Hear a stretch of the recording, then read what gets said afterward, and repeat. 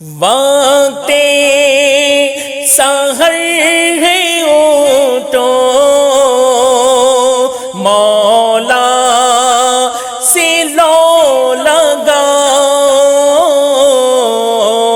وقت سحر ہے اٹھو مولا سے لو لگاؤ،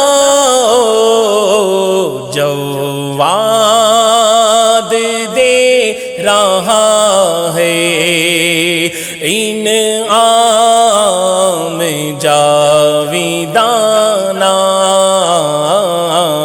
جواد دے رہا ہے انعام جاویدانہ۔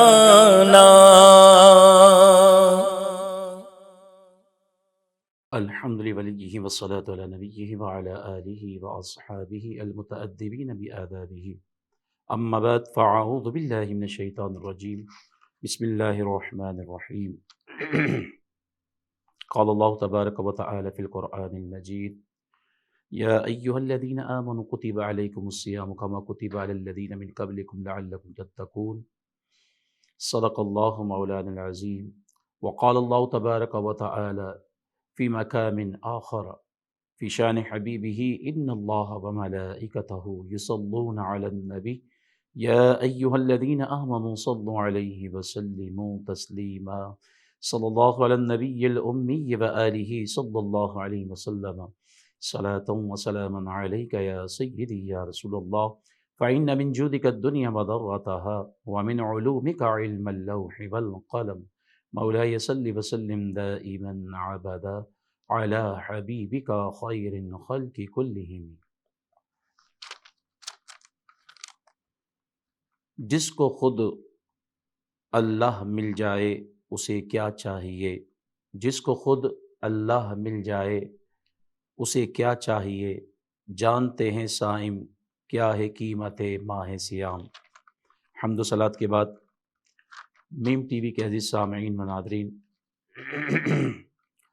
وقت سحر ٹرانسمیشن کے ساتھ آپ کا میزبان فقیر ارشاد رضا القادری حاضر خدمت ہے۔ عزیز سامعین، وہ مقدس گھڑیاں آن پہنچی جس کا انتظار ہر مومن کو رہتا ہے، ہر مومنہ کو رہتا ہے، ہر ایمان والے کو، ہر ایمان والی کو رہتا ہے۔ میری مراد ماہ مبارک، ماہ رمضان المبارک، کہ اس ماہ مبارک کی آمد کا انتظار اہل ایمان 11 مہینے سے کرتے ہوئے نظر آتے ہیں، اور یہ وہ ماہ مبارک ہے۔ ذرا غور کیجئے کہ رمضان ایک ایسا اللہ تبارک و تعالی کا مکرم مہینہ ہے، بابرکت مہینہ ہے، کہ جس کے متعلق خود جو ہے بستان الواعظین کے اندر علامہ ابن جوزی علیہ رحمۃ نے ارشاد فرمایا کہ جس طرح یعقوب علیہ السلام کو اپنے 12 بیٹوں میں سے حضرت سیدنا یوسف علیہ السلام بہت زیادہ محبوب تھے، اسی طرح اللہ تبارک و تعالیٰ کو 12 مہینوں میں رمضان المبارک سب سے زیادہ پسندیدہ ہے۔ اسی طریقے سے نزہۃ المجالس کے اندر بھی ایک اور اس ماہ مبارک کی برکت کو بیان کیا گیا کہ جس طرح اللہ تبارک و تعالیٰ نے حضرت یوسف علیہ السلام کے واسطے 11 بھائیوں کی مغفرت فرما دی، اسی طرح رمضان المبارک کی جو ہے برکت سے اللہ تبارک و تعالیٰ 11 مہینوں کی خطاؤں کو معاف فرما دیتا ہے۔ یہ شان ہے اس ماہ مبارک کی، رمضان المبارک کی۔ پھر عزیز سامعین، ذرا غور کیجئے کہ آپ دیگر عبادات، نماز کی ادائیگی کے لیے آپ کو مسجد میں جانا پڑتا ہے، آپ کو زکوٰۃ کی ادائیگی کے لیے کسی فقیر شرعی کو تلاش کرنا پڑتا ہے، حج کی ادائیگی کے لیے آپ کو حرمین طیبین یعنی کہ مکۃ المکرمہ اور اس کی جو مضافاتی علاقے ہیں اس مقامات کی زیارت کے لیے جانا پڑتا ہے۔ لیکن ذرا آپ غور کیجئے کہ رمضان المبارک اللہ تبارک و تعالیٰ کا کس قدر جو ہے بابرکت مہینہ ہے، برکت والا مہینہ ہے کہ اس ماہ مبارک کی برکتوں کو حاصل کرنے کے لیے آپ کو کہیں جانا نہیں پڑتا کہ نماز کے لیے جا رہے ہیں، زکوٰۃ کی ادائیگی کے لیے جا رہے ہیں، آپ حج کی ادائیگی کے لیے جا رہے ہیں، لیکن ماہ مبارک ایسا بابرکت مہینہ ہے کہ اللہ تبارک و تعالیٰ اس ماہ مبارک کو خود ایمان والوں کی بارگاہ میں پیش کر دیتا ہے، اور یہ خود جو ہے مہمان بن کر آ جاتا ہے، آپ کو کہیں جانا نہیں پڑتا۔ تو ذرا غور کیجئے کہ ایک پیاسا کنویں کے پاس جاتا ہے،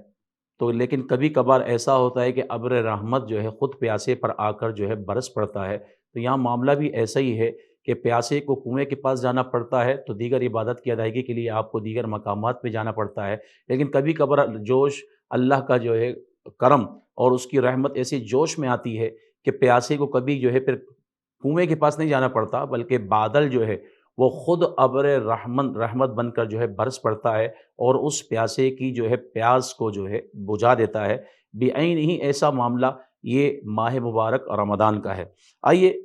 رمضان یہ لفظ جو ہے ہماری سماعتوں سے ٹکراتا رہتا ہے۔ اب اس کی وجہ تسمیہ کیا ہے؟ یاد رکھیے گا، رمضان یا رمضان سے جو ہے مشتق ہے۔ اس کے کئی جو ہے معنی بیان کیے گئے، جیسے یہ بھی کہا گیا کہ رمضت الفصال اذا عطشت، اونٹ پیاس کی شدت کی وجہ سے جل گئے، بھوک اور پیاس سے جلنے کی وجہ سے اس کا نام جو ہے رمضان رکھا گیا۔ مجاہدات اور ریاضتوں کے ذریعے گناہ جل جاتے ہیں، تو معلوم ہوا کہ گناہوں کو رمضان جو ہے جلا دیتا ہے، تو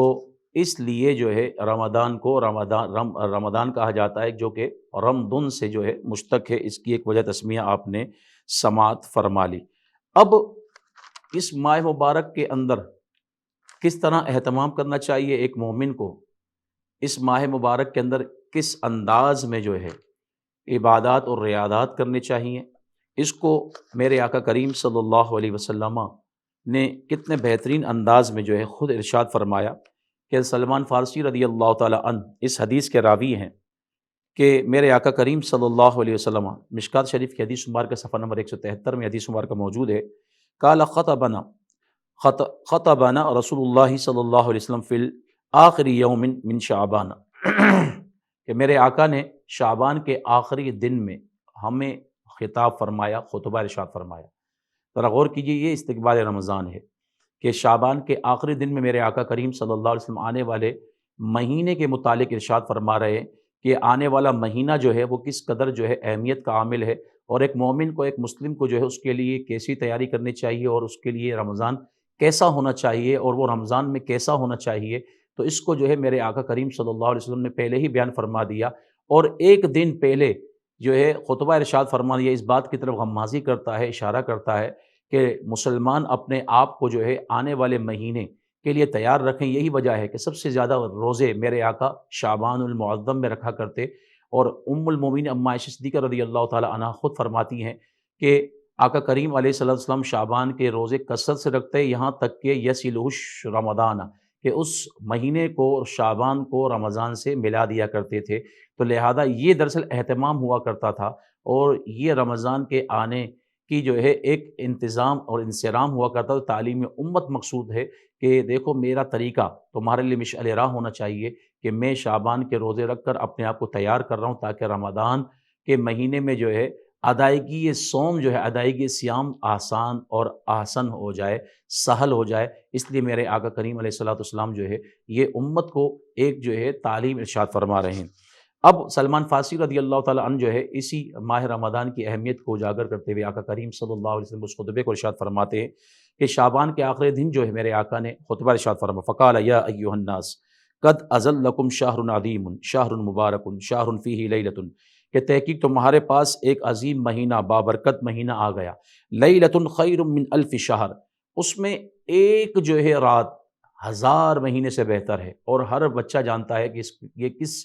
رات کے متعلق میرے آقا ارشاد فرما رہے ہیں۔ تو آقا کریم صلی اللہ علیہ وسلم کا یہ فرمان علی شان وہی سورہ قدر کی طرف اشارہ ہے، انا انزلناہ فی لیلۃ القدر۔ یہ ماہ مبارک کو کئی نسبتیں حاصل ہے کہ اس کے اندر قرآن مجید فرقان حمید کا نزول ہوا ہے، اور خود قرآن نے بھی اس کو بیان کیا کہ بے شک ہم نے قرآن کو جو ہے شب قدر میں اتارا، اور شب قدر رمضان المبارک میں ہی ہوتی ہے۔ تو لہذا میرے آقا فرماتے ہیں اس میں ایک شب ایسی ہے جو 1000 مہینوں سے بہتر ہے، 1000 مہینوں سے بہتر ہے۔ اگر ہم جو ہے اس کو سال میں کنورٹ کریں تو تقریباً جو ہے 82 یا 84 سال کا عرصہ بنتا ہے کہ ایک شب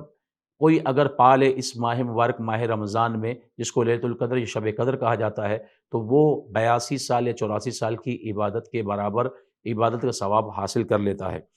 جعل اللہ صیامہ فریضۃ، اللہ نے اس کے روزے کو فرض قرار دیا۔ یاد رکھیے گا رمضان کے روزے فرض ہیں، جس طرح قرآن کی آیت آپ نے جو ہے ابتدا کے اندر سماعت فرمائی، یا ایھا الذین آمنوا کتب علیکم الصیام کما کتب علی الذین من قبلکم لعلکم تتقون، اے ایمان والو تم پر روزے فرض کر دیے گئے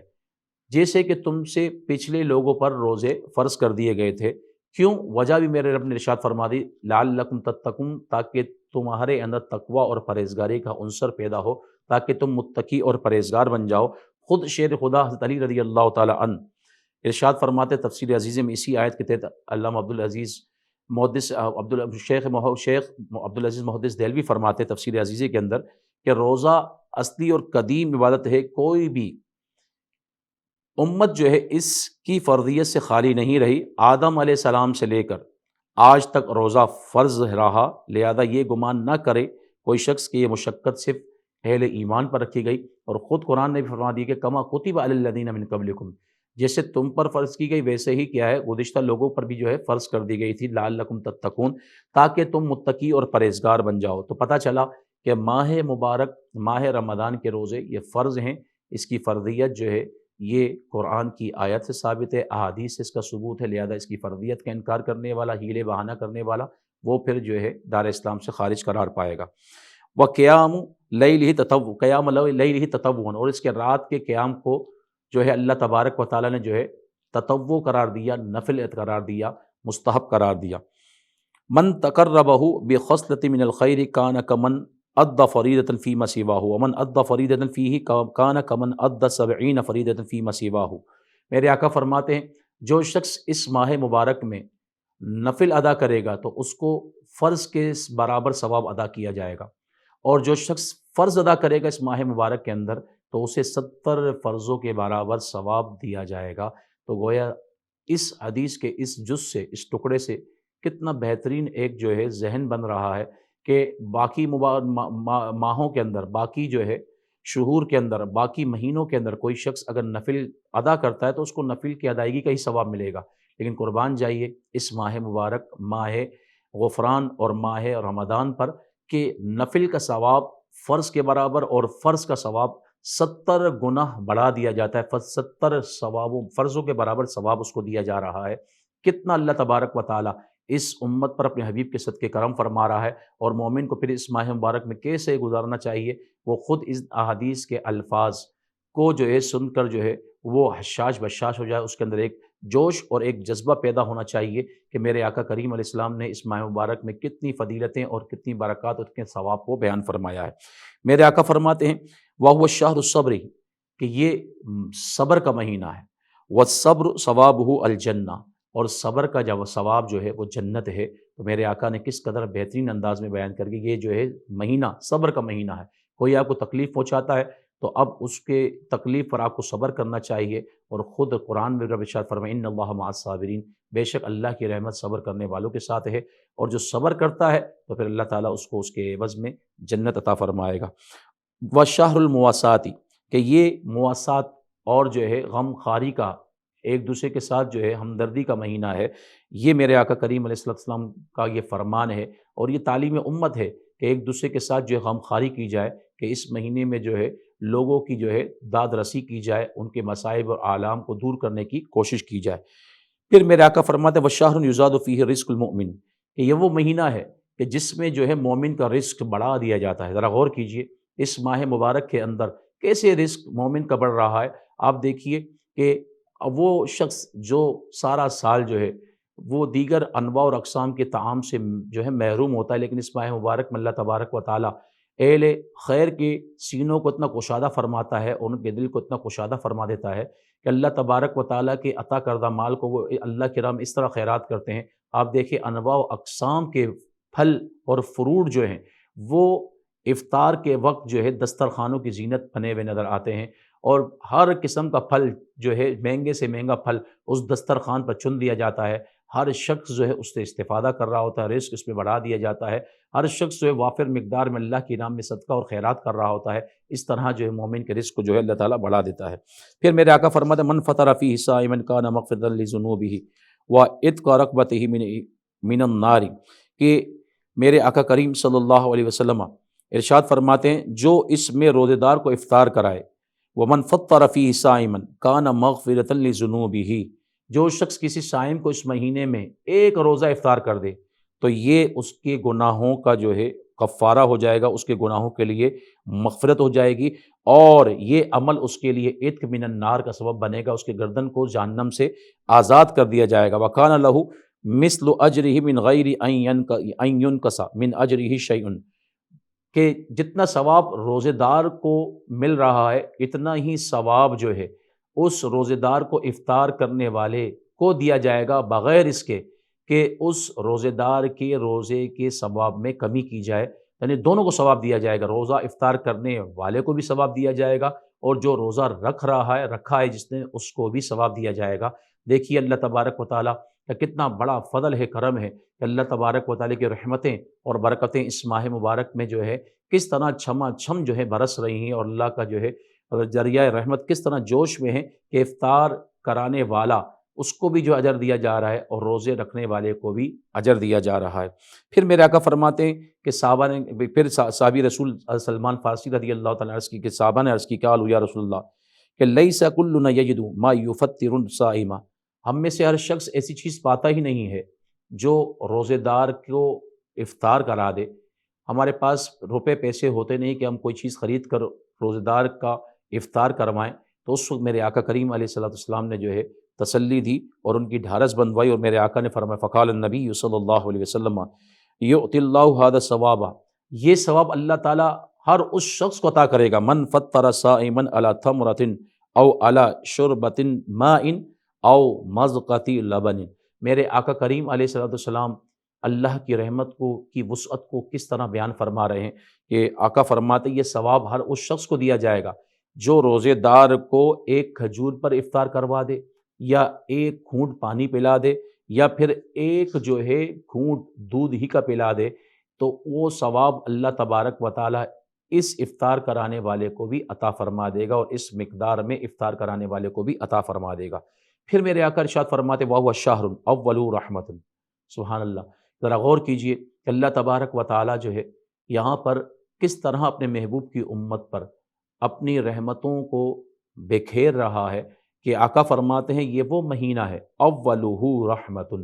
جس کا جو ہے ابتدائی عشرہ جو ہے وہ رحمت ہی رحمت ہے، کہ اللہ تبارک و تعالیٰ کے محبوب ارشاد فرماتے ہیں کہ جب اس کی پہلی رات آتی تو اللہ تبارک و تعالیٰ اس امت کی طرف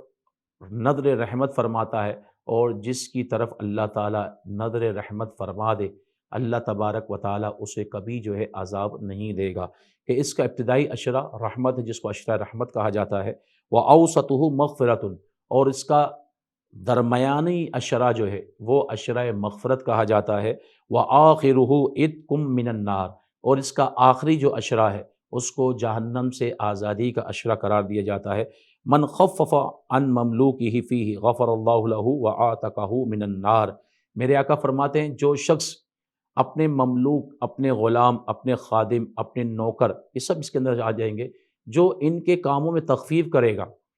کہ رمضان کے مہینے میں ان کے کاموں کے اندر خادم ہے، نوکر ہے، غلام ہے، ان کے کاموں میں ان پر جو ہے تخفیف کرے گا،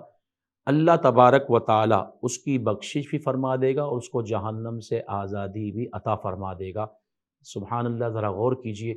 کس طرح اللہ تبارک و تعالیٰ کی رحمتیں جو ہیں وہ چھما چھم جو ہے اس ماہ مبارک میں برس رہی ہیں۔ فقط صرف اور صرف خواب غفلت سے جو ہے بیدار ہونے کی ضرورت ہے، اور خوابیدہ جو چادر ہم نے اوڑھی ہوئی ہے اور ہم سوئے ہوئے ہیں، اس ماہ مبارک میں بیدار ہو کر